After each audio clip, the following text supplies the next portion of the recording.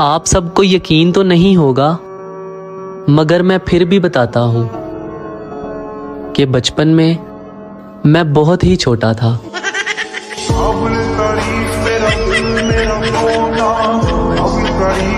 نو ما دا خبره کول مال زه د ته په ډیر مشکله باندې ویډیو جوړوم.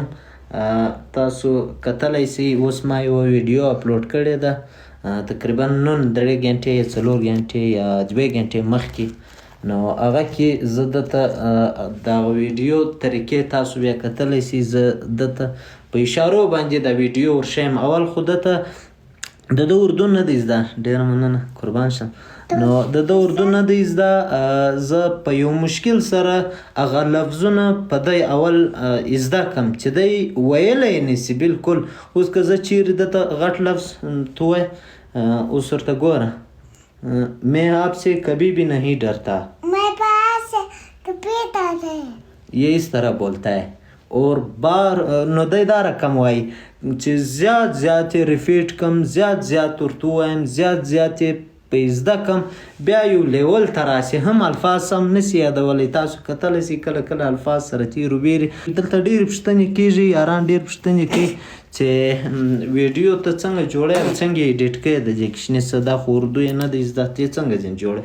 نو زه غواړم چې دې ته څه ووایم او کیدی سي دی د دې څه هیلپ واخلي او مدد د دې د وسي، زه به خوشحاله سم. نو اول په ده دغه لفظونه یې زده کړم.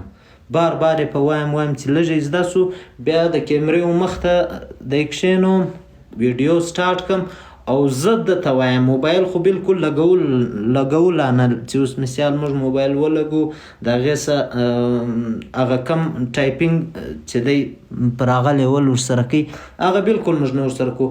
ما خپل یې زده کړي. مثال ما ته وګوره، دا خو د ده په یاده مې زده دي. وایه زه څه درته وایم. مه خانده غریب هو. کله کله داسې هم راسي، زه ورته هم وایه دی راته خاندي. بس بالا یو ګنټه خو خالي په دې کې، یو جهان مننه، یو ګنټه خو خالي په دې کې زموږ نه تېره سي چې زه ودته هم وایه دی پر ما خاندي، زه ودته هم وایه. زیات کله چې زیات فني که نه زیات فني، نو چې زیات فني کله راشي نو ګړی ته ورته 2 منټه راکشه، 2 منټ شه. نو کله چې زیات فني هغه ویډیو چې زیاته فني جوړو، هغه ورځ خو بس ما او دی سره خاندي. زه درته لګیا یم داسې ووایه دی پر ما خاندي. او کله چې زه یو عادت ورته وکړم، هم هغه چم دی زما سره فیټ کوي. مثال زما کوپي کوي چې زه څنګه کوکو مننه قربان شم. نو زه کوشش کوم چې دته وایم او هغه عادتونه هم زه ورسره کوم. مثال چې شي فور اگزامپل لکه څنګه درته یو مثال زه زما فل کوپي کوي، زه څه رقم کوم هغه دایم کوي. بیا د هغې بعد ایډیټینګ چې دی په ټیک ټوک کې خپل ایډیټینګ هم شته. ټیک ټوک کې هم تاسو کولی شئ چې ایډیټ کړئ. او که چیرې چې ټیک ټوک کې نه ایډیټ کوئ، بیا در ټولو بهتره شی چې دی هغه دغه دی زی مکه هغه کیپ کټ دی.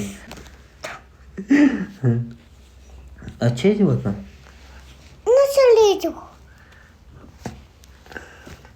زه خو یم څوک راوله، څوک به راوله چې راوله چیرته څوک ښه ناست دی چې راوله دغه راوله چې راوله ویلتان چلم مال بایی. سلام علیکم. وعلیکم سلام. وعلیکم سلام. ابو بکر څنګه یې؟ ښه. طبیعت سم دی؟ و دلته لاندې ابو بکر لاندې آکاش درته ناست یم، مچه خو ور وغورځوه. شته آکاش ته مې ور وغورځوله، بیا ور وغورځوم. داسې وغورځوه، بیا ور وغورځوم او ور ویې غورځوم. وغورځوه یوه غټه مچه ور وغورځوه. دا قصې وزه بس دی بس دی بس دی بس دی بالا ډیر زور مکو بس دی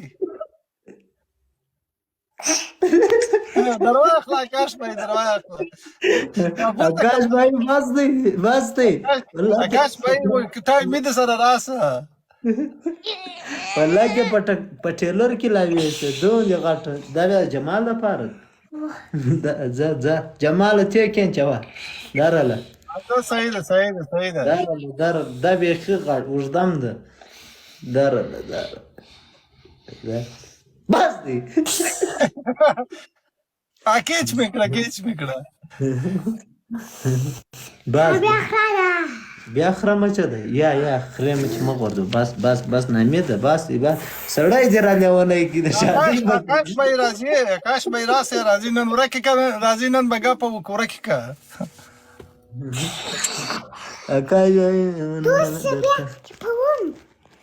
آکاش مننه بس دې ورته مننه قربان دي سم دا خاله بس دا چا دا کار کوي خلوصي شي